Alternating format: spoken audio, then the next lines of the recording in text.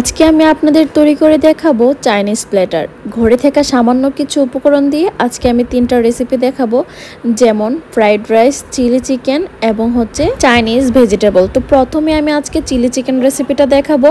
তার জন্য আমি মাংসটা ম্যারিনেট করে রেখেছিলাম, সেগুলো এখন আমি ভেজে নেব তেলে। এগুলো কিন্তু একদম ডুবো তেলে ভেজে নিতে হবে। সবসময় চিকেনে আমরা যে মশলাগুলো ইউজ করি সেগুলোই দিয়েছিলাম, আর কুটিংয়ের জন্য আমি কিছু ময়দা আর একটা ডিম দিয়েছিলাম, বাস।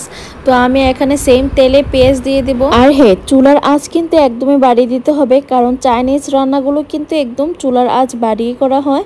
তো আমি এখানে একটু আদা কুচি আর রসুন বাটা দিয়ে দিয়েছি। তারপর আমি দিয়ে দেব সবুজ ক্যাপসিকাম আর হলুদ ক্যাপসিকাম।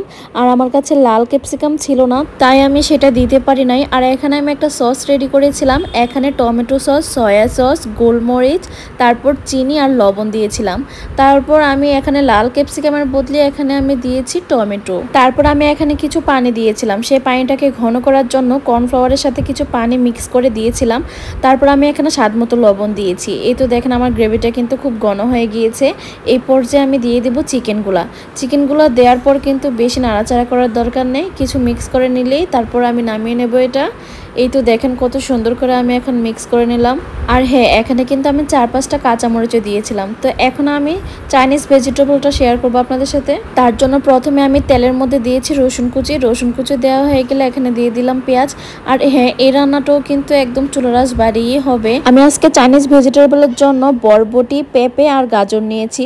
এগুলোকে কিন্তু আমি আগে থেকে সিদ্ধ করে রেখেছিলাম। এই পর্যায়ে আমি এখানে দিয়ে দেবো ক্যাপসিকাম। তো একটু ভালোভাবে ভেজে নেব এগুলোকে। তারপরে এখানে আমি যে সবজিগুলো সিদ্ধ করেছিলাম সেই পানিটা এখানে দিয়ে দেবো। আর এখানে দিয়ে দেবো কাঁচামরিচ, তারপর গোলমরিচের গুঁড়া, পরিমাণ মতো লবণ দিয়ে কিছুক্ষণ সিদ্ধ করে নেব। যখন ভালোভাবে হয়ে আসবে তখন এটাকে একটু ঘন করার জন্য কর্নফ্লাওয়ারের সাথে একটু পানি দিয়ে তারপরে মিক্স করে এখানে দিয়ে দেবো।